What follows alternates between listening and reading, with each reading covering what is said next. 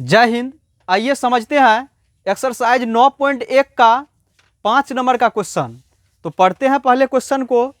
तो देखिए, भूमि से 60 मीटर की ऊंचाई पर एक पतंग उड़ रही है। पहले भूमि बोला, पहले भूमि बनाइए आप जमीन।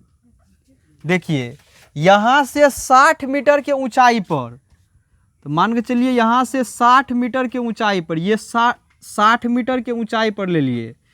यहाँ पर जो है एक पतंग उड़ रहा है, एक पतंग। यहाँ एक पतंग बनाइए।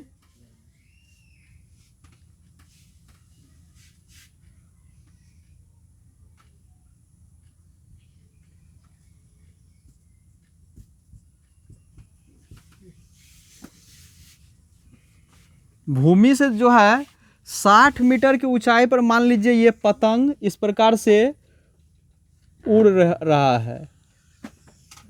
भूमि से 60 मीटर की ऊंचाई पर जो है ये पतंग मान के चलिए उड़ रहा है, और इसमें जो है जो डोरी जो लगा हुआ है, ये मान के चलिए ये डोरी है। ये भूमि के साथ 60 डिग्री का कोण बनाता है ये डोरी। और ये डोरी इस प्रकार से ये भूमि के साथ पूरा अस्थायी रूप से तान करके इस मतलब में एक अस्थायी रूप से बांध दिया गया है, ताकि ये जो है इसमें डोरी में कोई ढील नहीं है, मतलब पूरा डोरी जो है ताना हुआ है। तो देखिए ये जो है सो ये एंगल आपको 60 डिग्री हो गया, तो दे दिए। अब देखिए इसके बाद क्या कर रहा है निकालने के लिए, तो बोल रहा है इस डोरी की लंबाई निकालिए। इस डोरी की लंबाई निकालने के लिए बोल रहा है। तो जैसे जैसे सवाल में बोला जा रहा था वैसे वैसे कर दिए, फिगर बन करके रेडी हो गया। तो सबसे पहले भूमि बोला, भूमि बना दिए 60 मीटर की ऊंचाई पर। 60 मीटर की ऊंचाई पर मतलब जो है सो एक पतंग उड़ रही है, तो एक पतंग बना दिए। पतंग में लगी डोरी, तो पतंग में एक डोरी लगा दिए। इस प्रकार से जब भी पतंग उड़ेगा तो इस प्रकार से कर्ण के टाइप में आप पतंग उड़ाते होंगे बचपन में। तो डोरी को अस्थायी रूप से भूमि के एक बिंदु से बांध दिया गया। भूमि के एक बिंदु से मान के चलिए अस्थायी रूप से बांध दिए। भूमि के साथ डोरी का झुकाव 60 डिग्री है, भूमि के साथ डोरी का झुकाव 60 डिग्री दे दिए। इसके बाद यह मानकर कि डोरी में कोई ढील नहीं है, डोरी में कोई ढीलापन नहीं है, डोरी में पूरा ये तना हुआ है।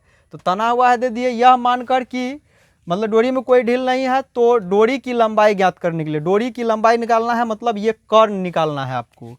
तो चलिए नामांकन कर देते हैं थोड़ा सा। इसको ए मान लीजिए, इसको बी मान लीजिए, इसको सी मान लीजिए। जैसे जैसे बोल रहा था वैसे वैसे कर दिए, फिगर बनकर रेडी हो गया। अब देखिए इसको कैसे बनाते हैं। तो सबसे पहले सॉल्यूशन लिख दीजिए। इसके बाद जो चीज़ आपको निकालना है उसी को आप मान लीजिए। तो माना कि डोरी की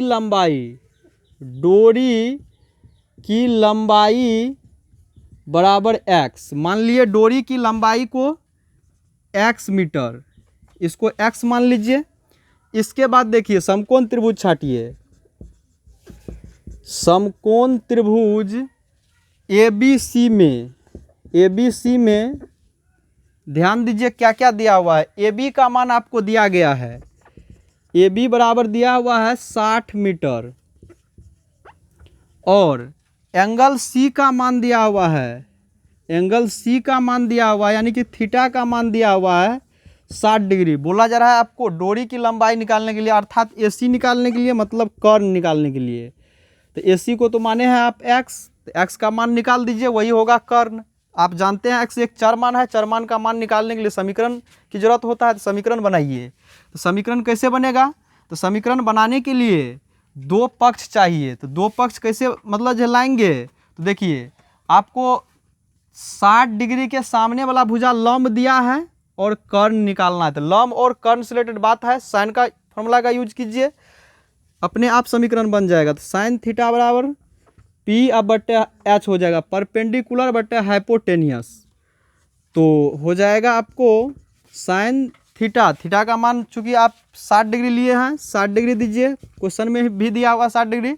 इसके बाद P के जगह पर 60 डिग्री के सामने वाला भुजा AB है, तो AB रख दीजिए। अब बट्टे H का मान चूंकि AC है, तो H की जगह पर AC रख दीजिए।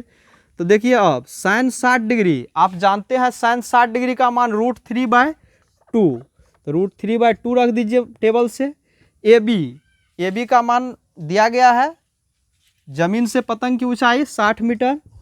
और इसके बाद ए सी का मान आप माने हैं डोरी की लंबाई को x, क्रॉस मल्टीप्लिकेशन कर दीजिए तो क्या हो जाएगा आपको x गुना √3 और बराबर हो जाएगा 60 गुना 2।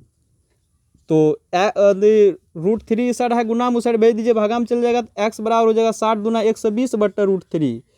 अब देखिए ध्यान दीजिए, इसके बाद क्या हो जाएगा, √3 से हर परमेकरण कर दीजिए। तो √3 से जब आप हर परमेकरण कीजिएगा तो इसको पकड़िए, ऊपर भी गुना कीजिए, नीचे भी गुना कीजिए, तो क्या हो जाएगा x बराबर हो जाएगा आपको 120√3/3 तिया 9, 9 का वर्गमूल हो जाएगा 3, काट दीजिए 3 से 40 तिया 120, तो आपको निकल गया। इसीलिए x बराबर 40√3 मीटर। तो इस प्रकार से आपको पतंग की डोरी की लंबाई निकल गया 40√3 मीटर।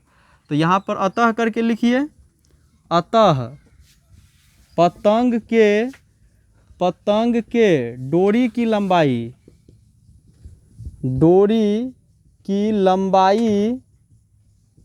बराबर 40√3 मीटर आंसर। तो हम उम्मीद करेंगे आप लोग को क्वेश्चन नंबर 5 अच्छे से समझ में आ गया होगा। तो मिलते हैं फिर नेक्स्ट वीडियो में, तब तक के लिए जय हिंद।